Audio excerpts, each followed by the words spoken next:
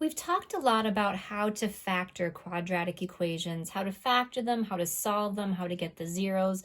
Let's do a quick reminder of what are we actually doing when we go ahead and factor a quadratic equation, because that's going to have an effect and help us know what we're doing when we use the quadratic formula. So just a reminder, let's say we have a nice easy quadratic like x squared plus 6x plus 5 equals 0. First step would be, okay, can I factor this? And this one factors nicely to be x plus 5 times x plus 1 equals 0. I can set each of these terms equal to 0, and I'll get x equals negative 5 and x equals negative 1. Great. Well, what does that mean? Well, that means that when I go ahead and graph this parabola, my parabola is going to cross the x-axis at negative 5 and at negative 1. Now, there are other tools that we can use to know, like, for example, where's the vertex of my parabola? Where's my parabola crossing the y-axis? And we'll cover those in a little bit. But for now, we just need to know when I go ahead and solve this parabola, when I say x equals negative 5 and negative 1, that means it's crossing the x-axis at those points. So that's going to be what my parabola looks like. But what happens when we have an equation that does not solve nicely? What do we do? How do we go ahead and find the roots or the solutions or where it crosses the x-axis? And that is when we can use our friend, the quadratic formula. The quadratic formula is used to find where the x-intercepts are for where the parabola crosses the x-axis. It works for really nice equations like the equation that we saw before. If you just have an equation and you know it factors out nicely, but you can't figure out how it factors, the quadratic formula will work. It works for really icky roots, meaning if you're getting a fraction or a decimal or square roots or radicals. It even works for imaginary roots, which we'll talk about in a minute. It works for everything. So it's kind of your go-to formula for if you can't factor it nicely, quadratic formula works. Here's the equation. It must be in standard form. So you have to have ax squared plus bx plus c equals 0 in order for this formula to work. And here is your formula. X equals negative b plus or minus the square root of b squared minus 4ac all over 2a. I like to sing it to Pop Goes the Weasel. X equals negative b plus or minus the square root b squared minus 4ac all over 2a. Nice and easy to remember. So let's go ahead and do a quick example. Let's go ahead and use the equation. Let's see, 2x squared plus 11x minus 6 equals 0. And what would be our first step to solving this using the quadratic formula? Well, the first thing to know is we have to figure out what is our a value, our b value, and our c value. My a value is the coefficient in front of my quadratic term, so that in this case would be 2. My b value is my coefficient in front of my linear term. That would be a positive 11. And my c value is my constant, which would be, in this case, a negative 6. The negative goes with that number. All right, and then I'm just going to plug them in. X equals negative b, negative 11, plus or minus the square root of b squared minus 4 times a times c, make sure that negative gets in there, all over 2 times a. It's really nice to put your values in parentheses because it helps us to not forget about those negative signs. And then here is when you just go ahead and simplify. The opposite of 11 is negative 11 is negative 11, plus or minus the square root of. Now here's where I like to get my handy dandy calculator out, and I just plug this whole thing into my calculator. Let's see, I have 11 squared, and I take a look and I go, oh, I have a negative times a positive times a negative. I know that this whole value here, this whole thing is going to be a positive. So I just take a shortcut and go plus, what is 4 times 2 times 6? 4 times 2 times 6. So this whole value underneath my root, under my square root, is 169. Well, that's nice. That's actually going to factor out and be pretty nicely. All over 2a, which is 4. I don't like to do too many steps at once because they tend to get a bit confusing. Here's where I'm going to continue to simplify. I have negative 11, and here's where you're going to simplify your root. Well, in this case, the square root of 169 is 13. So plus or minus 13 over 4. Here's where I'm going to get my two answers. I have negative 13 or negative 11 plus 13 divided by 4. So let's see, negative 11 plus 13 is 2. So one of my answers is going to be 2 over 4, which is just going to be 1/2. And then my other one is going to be negative 11 minus 13. Negative 11 minus 13 is negative 24 over 4, which is negative 6. So x equals 1/2 and negative 6. It is going to cross the x-axis at 1/2 and at negative 6. So having a calculator is really nice for that.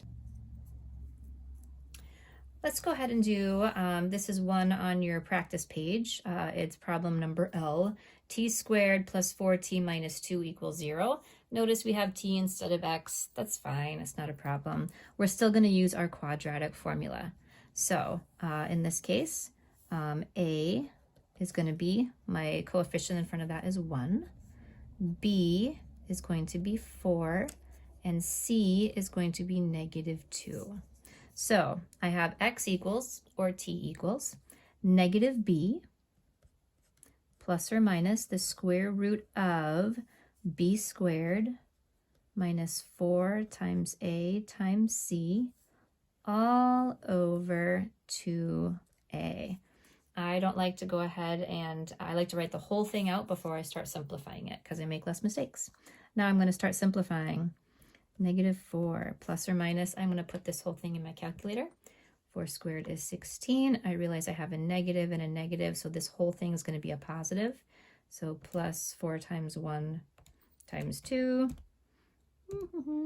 This whole thing is going to be 24. So the square root of 24 all over 2.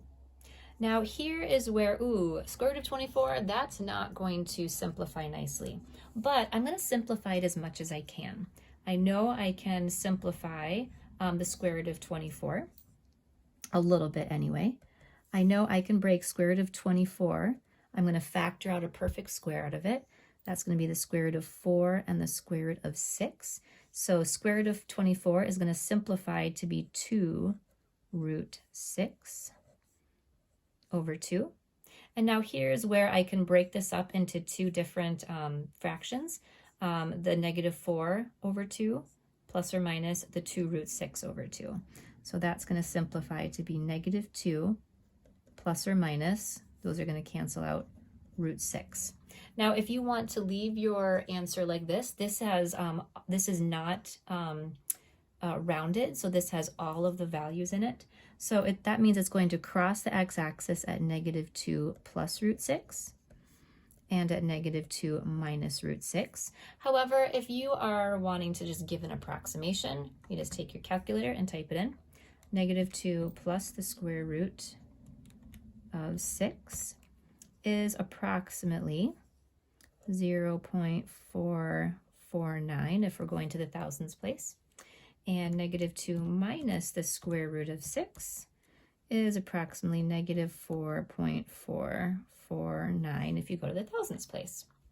So this would be your exact answer, and here would be your approximate or your rounded answer.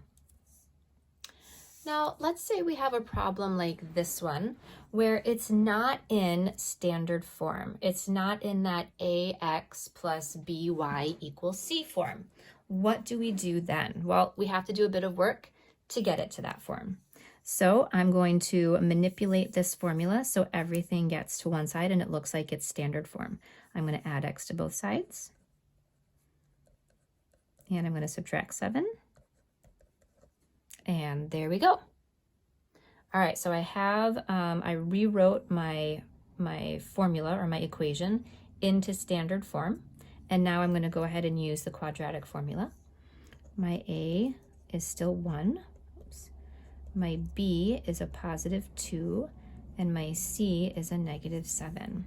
So here we go. X equals negative b plus or minus the square root. b squared minus 4 times a times c all over 2a. And I'm going to start simplifying. Let's see, this whole thing, 2 squared is 4. I know that all of that is going to be a positive. That's going to be 4 plus 28, because 4 times 7 is 28. So I'm going to have the square root of 32. I know that that doesn't simplify to be super nice, but I can take out a 4 out of it. I know that square root of 32, oh, actually, I can take a 16 out of it. That's going to be 16 and 2. So when I simplify that, that's going to be 4 root 2 over 2. My 2's will go ahead and cancel out, and that is going to be, oops, let's go up a little bit. That's going to go ahead and be -1 plus or minus 2 root 2. So my final answer, it's going to cross the x-axis at -1 plus 2 root 2, and it's going to cross the x-axis at -1 minus 2 root 2. And if I wanted to go ahead and find what those answers are approximately, -1 plus 2 times the square root of 2 is approximately 1.828, and -1 minus 2 times the square root of 2 is approximately -3.828. So there we have our exact answer and our approximate answer. So where they cross the x-axis. And that is how we use our quadratic formula.